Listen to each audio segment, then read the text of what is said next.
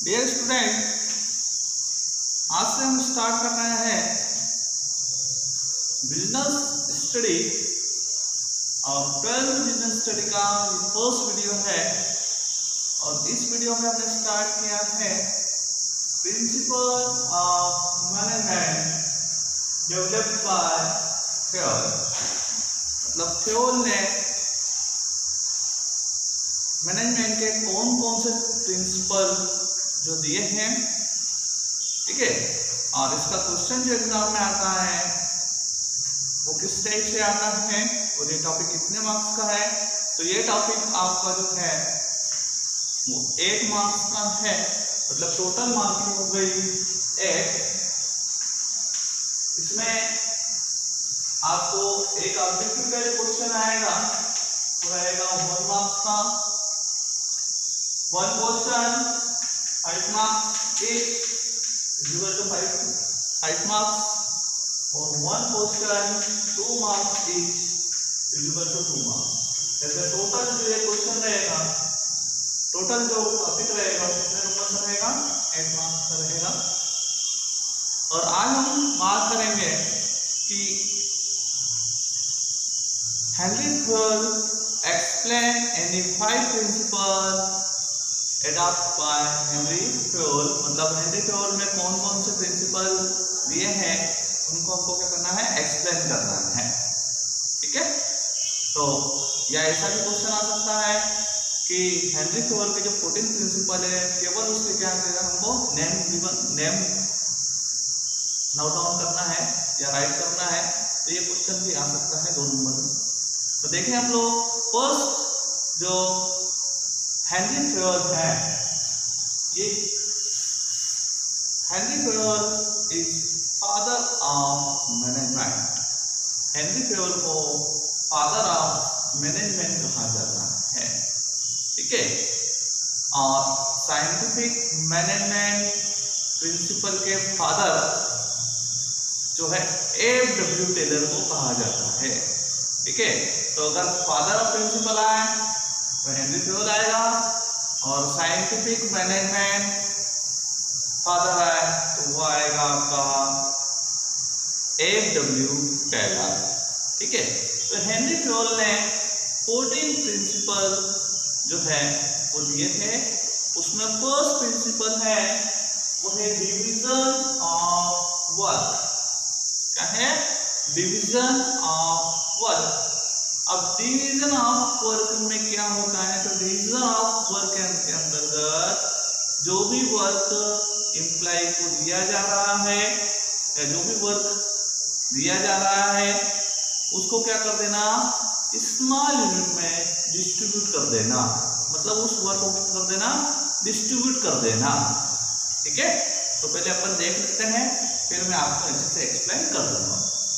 तो according to this principle the whole work must be divided into small tasks or small units। मतलब जो भी work employ को दिया जा रहा है उस वर्क को क्या कर देना, स्मॉल यूनिट्स या स्मॉल टास्क में क्या कर देना, डिस्ट्रीब्यूट कर देना, ठीक है। Unit and instead of assigning the whole work to one person, one task or unit of work should be assigned to one person according to capability, qualification and experience, ठीक है। तो अब बात करते हैं हम कि डिवीजन ऑफ वर्क के अंतर्गत क्या होता है। तो डिवीजन ऑफ वर्क के अंतर्गत वर्क को क्या कर दिया जाता है, स्मॉल टास्क या स्मॉल यूनिट में कर दिया जाता है, डिस्ट्रीब्यूट कर दिया जाता है। और स्मॉल टास्क और स्मॉल यूनिट में डिस्ट्रीब्यूट करने से क्या बेनिफिट होता है, तो जब एक ही व्यक्ति को बार बार कोई वर्क दिया जाएगा, ठीक है, तो क्या हो जाएगा, वो व्यक्ति उस वर्क में क्या हो जाएगा, एक्सपर्ट हो जाएगा। क्या हो जाएगा, एक्सपर्ट हो जाएगा। और एक्सपर्ट हो जाने के कारण उसकी जो वर्किंग एफिशिएंसी है वो क्या हो जाएगी, इंक्रीज हो जाएगी, ठीक है। और उसका क्या हो जाएगा, स्पेशलाइजेशन हो जाएगा। स्पेशलाइजेशन मतलब हम लोग देखते हैं कि बैंकिंग का एग्जाम्पल लें, तो बैंकिंग में क्या होता है, एक कैशियर होता है, वो केस को काउंट करता है, तो कंटिन्यू जब केस काउंट करता है तो क्या हो जाता है, उसका स्पेशलाइजेशन हो जाता है, उसको केस काउंट करने में कोई प्रॉब्लम नहीं आती। नंबर 2, एक पर्सन है, वो क्या करता है, लोन प्रोवाइड करता है। अब लोन प्रोवाइड करता है तो फाइल चेक करना, ये सब वर्क किसके रहते हैं, जो लोन प्रोवाइड करता है, तो वो भी क्या हो जाता है, उस वर्क में क्या हो जाता है, एक्सपर्ट हो जाता है। ठीक है, उसका स्पेशलाइजेशन हो जाता है। ठीक है, तो फिर यही बोलते हैं कि जो भी एम्प्लॉय को वर्क दिया जा रहा है उसको क्या कर दो, उस वर्क में डिस्ट्रीब्यूट कर दो। अब उसको डिस्ट्रीब्यूट कर देंगे तो क्या हो जाएगा, वो बार बार उसी वर्क को करेगा, और जब उसी वर्क को जब वो अगेन बार बार करता रहेगा तो उसका क्या हो जाएगा, स्पेशलाइजेशन हो जाएगा। ठीक है, और वो वर्क कैसे डिस्ट्रीब्यूट करना है, वो वर्क डिस्ट्रीब्यूट करना है उसके एक्सपीरियंस के हिसाब से। नंबर 2, वो वर्क डिस्ट्रीब्यूट करना है उसके क्वालिफिकेशन के हिसाब से। जैसे हम लोग देखते हैं स्कूल में, ठीक है, अब स्कूल में 5 लेक्चर और 6 लेक्चर होते हैं, तो क्या एक ही टीचर आपको पूरे सब्जेक्ट टीच कर देता है क्या? नहीं, क्या होता है, अलग अलग टीचर आते हैं। ठीक है, मैथ्स का टीचर अलग आएगा, साइंस का टीचर अलग आएगा, ठीक है, कॉमर्स का टीचर अलग आएगा, हिंदी अलग आएंगे, इंग्लिश वाला अलग आएगा। क्यों? क्योंकि क्या है कि उसका जो है उनका क्वालिफिकेशन उस सब्जेक्ट में है, और उसका क्या है, उनका क्या है, एक्सपीरियंस भी क्या है उसी सब्जेक्ट में है। अब जब आपको हिंदी वाला first time Hindi, second time 12th में फर्स्ट टाइम, फिर सेकंड टाइम, थर्ड टाइम, तो क्या हो जाएगा, एक टाइम के बाद वो क्या कर देगा, हिंदी बहुत अच्छे से टीच करने लग जाएगा। मतलब उसका क्या हो गया, स्पेशलाइजेशन हो गया हिंदी में। कॉमर्स का टीचर है, first time account, second time, third time, fourth time, इस टाइप से कंटिन्यू जो वो अकाउंट पढ़ाते जाएगा तो उसका क्या हो जाएगा, अकाउंट में क्या हो जाएगी, उसकी मास्टरी हो जाएगी, उसका स्पेशलाइजेशन हो जाएगा, और वो वर्क को क्या करेगा, बहुत अच्छे तरीके से कर पाएगा। क्लियर हुआ? ठीक है, तो डिवीजन ऑफ वर्क में सिंपल सा पॉइंट क्या नोट करना है कि नंबर 1 क्या, कि वर्क को क्या कर देना, स्मॉल यूनिट्स या स्मॉल टास्क में डिस्ट्रीब्यूट कर देना, नंबर 1। और कैसे डिस्ट्रीब्यूट करना, अकॉर्डिंग टू क्वालिफिकेशन, मतलब उसके क्वालिफिकेशन के हिसाब से, उसके एक्सपीरियंस के हिसाब से, और उसके इंटरेस्ट के हिसाब से उस वर्क को कर देना, डिस्ट्रीब्यूट कर देना। जिससे क्या होगा, वो व्यक्ति उस वर्क को जब अगेन अगेन अगेन बार बार करेगा तो उस व्यक्ति को उस वर्क में क्या हो जाएगा, क्या हो जाएगा, स्पेशलाइजेशन हो जाएगा, और वो उस वर्क को क्या करेगा, इंटरेस्ट से करेगा। अब इसके बेनिफिट क्या होंगे? ठीक है, तो इसके बेनिफिट क्या होंगे, नंबर 1 स्पेशलाइजेशन, कंटिन्यू जब उस वर्क को करेगा तो उस वर्क में क्या हो जाएगा, वो एक्सपर्ट हो जाएगा। नंबर 2 इम्प्रूव एफिशिएंसी, मतलब उसकी वर्क करने की जो एफिशिएंसी है वो भी क्या हो जाएगी, इंक्रीज हो जाएगी। ठीक है, आगे समझ में। सेकंड, इसके नेगेटिव फीडबैक क्या है, तो नेगेटिव फीडबैक इसके ये है, या इसकी नेगेटिव फीडबैक ये रहेगा, लैक एफिशिएंसी। कंटिन्यू जब एक ही वर्क करेगा तो क्या हो जाएगा, उसका धीरे धीरे 1 साल 2 साल 4 साल बाद उसका उस वर्क में क्या हो जाएगा, इंटरेस्ट खत्म हो जाएगा। क्यों खत्म हो जाएगा, उसको पता है बार बार अपने को यही वर्क करना है, तो उसकी लैक एफिशिएंसी, मतलब एफिशिएंसी जो लैक एफिशिएंसी, उसकी एफिशिएंसी क्या हो जाएगी, कम हो जाएगी, number 1। Number second, no specialisation. ठीक है, नो स्पेशलाइजेशन मतलब उसका स्पेशलाइजेशन नहीं हो पाएगा। क्यों नहीं हो पाएगा, क्योंकि अब वो उस वर्क में क्या कर रहा है, इंटरेस्ट ही नहीं ले रहा है। अब इंटरेस्ट नहीं ले रहा है तो स्पेशलाइजेशन कैसा होगा। ठीक है, तो फर्स्ट कंप्लीट समझ में आ गया क्या, वर्क को क्या कर देना, स्मॉल यूनिट में डिस्ट्रीब्यूट कर देना। एंड सेकंड आता है, सभी एग्जांपल क्लियर। सेकंड है authority and responsibility. Second principle क्या है, अथॉरिटी एंड रिस्पांसिबिलिटी। तो अथॉरिटी मीन्स होता है power to take decision. Authority मतलब क्या हुआ? Power to take decision. मतलब आपके पास कौन कौन सी अथॉरिटी है, आप कौन कौन से डिसीजन ले सकते हो, ये क्या हुआ? Authority. And responsibility, responsibility means होता है obligation to complete the job assigned. मतलब आपको जो वर्क दिया है उस वर्क को आपको कितने टाइम में, मतलब जो टाइम दिया है उस टाइम में कंप्लीट करके देना, ये क्या हुई? रिस्पॉन्सिबिलिटी। ठीक है। अथॉरिटी मतलब आपके पास क्या क्या पावर रहेंगे, और रिस्पॉन्सिबिलिटी मीन्स आपको उस वर्क को उस टाइम में कंप्लीट करके देना है। ठीक है।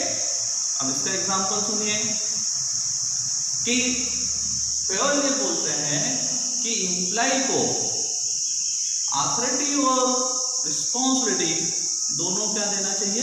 इक्वल देना चाहिए, बैलेंस देना चाहिए। ना तो बहुत ज्यादा अथॉरिटी दे दी और ना ही बहुत ज्यादा रिस्पॉन्सिबिलिटी। मतलब दोनों क्या होना चाहिए? इक्वल होना चाहिए। दोनों जो है वो एक ही कॉइन के दो पार्ट हैं। ठीक है। एक तरफ अथॉरिटी और एक तरफ क्या है? रिस्पॉन्सिबिलिटी। मतलब दोनों क्या होना चाहिए? इक्वल होना चाहिए। ठीक है। फॉर एग्जाम्पल के लिए कि हमने हमारे एम्प्लॉय को कहा कि आपको जो है वो 100 यूनिट प्रिपेयर करनी है। कितनी यूनिट बनाने हैं? 100 यूनिट बनानी है। ठीक है। अब 100 यूनिट बनाना है तो उस 100 यूनिट को प्रिपेयर करने के लिए रॉ मटेरियल लगेगा, वेजेस लगेगा। ठीक है। और आपको जो है रिस्पॉन्सिबिलिटी तो दे दी है कि आपको 1 डे मतलब एक दिन में कितनी यूनिट प्रिपेयर करना है? एक दिन में प्रिपेयर करना है 100 यूनिट, या एक दिन में बनाना है 100 यूनिट। ठीक। ये आपको दे दी रिस्पॉन्सिबिलिटी। ठीक। और आपको पास ये आपको दे दी क्या? रिस्पॉन्सिबिलिटी दे दी कितनी की? आपको कितनी यूनिट प्रिपेयर करना है? 100 यूनिट प्रिपेयर करना है। ठीक है। ये आपकी रिस्पॉन्सिबिलिटी। लेकिन आपको यह अथॉरिटी नहीं है कि आप रॉ मटेरियल परचेज कर सकते हो। तो बताइए क्या वो वर्क कंप्लीट हो पाएगा? क्या आपको ये अथॉरिटी नहीं है कि आप जो है वो मार्केट से अगर रॉ मटेरियल आपको कम पड़ता है तो आप रॉ मटेरियल परचेज कर सकते हो। ठीक है। एम्प्लॉय आपको कम लग रहा है या वेजेस आपको कम लग रही है तो आप वेजेस को और ज़्यादा जो है वो एम्प्लॉय इंक्लूड कर सकते हैं। तो क्या वर्क कंप्लीट हो सकता है? क्या नहीं। तो क्या होना चाहिए कि अथॉरिटी और रिस्पॉन्सिबिलिटी दोनों क्या देना चाहिए? इक्वल देना चाहिए। अगर आपको कोई टास्क दिया है कि आपको 100 यूनिट मेड करनी है, बनानी है, तो आपको क्या होना चाहिए? रिस्पॉन्सिबिलिटी तो दे दी, आपको अथॉरिटी ये भी होना चाहिए कि अगर हमको वो यूनिट प्रिपेयर करते समय रॉ मटेरियल कम पड़ता है तो हम उस रॉ मटेरियल को परचेज भी कर सकते हैं। ठीक है। सेकंड एग्जांपल हम देखें कि एक टीचर को ये रिस्पॉन्सिबिलिटी दी है कि आपका रिजल्ट 100% आना चाहिए। ये टीचर की क्या हो गई? रिस्पॉन्सिबिलिटी। अब उस टीचर ने क्या करेगा? वो टीचर क्या करेगा? बच्चों को बहुत अच्छे से टीच करेगा क्योंकि उसकी रिस्पॉन्सिबिलिटी कितनी है? रिजल्ट चाहिए 100%। लेकिन उसको कोई अथॉरिटी नहीं है, वो किसी बच्चे को जो बच्चा होमवर्क नहीं करके ला रहा है उसको पनिशमेंट नहीं दे सकता है। तो क्या 100% रिजल्ट आ जाएगा? क्या नहीं। तो उसको क्या करना पड़ेगा? हमको कोई अथॉरिटी भी देना पड़ेगी। अथॉरिटी मतलब कि अगर जो स्टूडेंट वर्क कंप्लीट करके नहीं लाएगा तो आप उसको पनिशमेंट दे सकते हो। ठीक है। तो ये क्या है? उसकी अथॉरिटी। ठीक।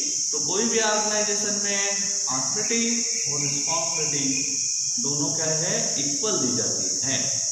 अगर रिस्पॉन्सिबिलिटी है तो अथॉरिटी भी दी जाएगी और अथॉरिटी हो तो रिस्पॉन्सिबिलिटी भी दी जाएगी। ठीक है। Excess of authority without making responsibility में ब्रिंग नेगेटिव रिजल्ट। मतलब क्या है, अगर अथॉरिटी आपको क्या दे दी है, एक्सेस अथॉरिटी, मतलब आपको अथॉरिटी ज़्यादा दे दी है और आपको रिस्पॉन्सिबिलिटी बहुत कम दी है, तो क्या आएगा, उसके नेगेटिव रिजल्ट आना चालू है। ठीक है। और आपको जो है रिस्पॉन्सिबिलिटी जो है वो ज़्यादा दे दी है और अथॉरिटी भी कम दी है, तो भी क्या होगा, विदाउट मतलब रिजल्ट क्या आएंगे, अलग आ सकते हैं। इसलिए दोनों क्या होना चाहिए, इक्वल होना चाहिए। अथॉरिटी और रिस्पॉन्सिबिलिटी दोनों क्या देना चाहिए, इक्वल देना चाहिए। ठीक है। आज हमने दो जो है प्रिंसिपल एक्सप्लेन किए। ठीक है। इसी टाइप से आपको आगे एक्सप्लेन करते रहेंगे, तो कृपया अपने फ्रेंड्स को ये बता दें कि बिजनेस स्टडी क्लास स्टार्ट हो चुकी है, और चैनल को लाइक करें, सब्सक्राइब करें। Thank you.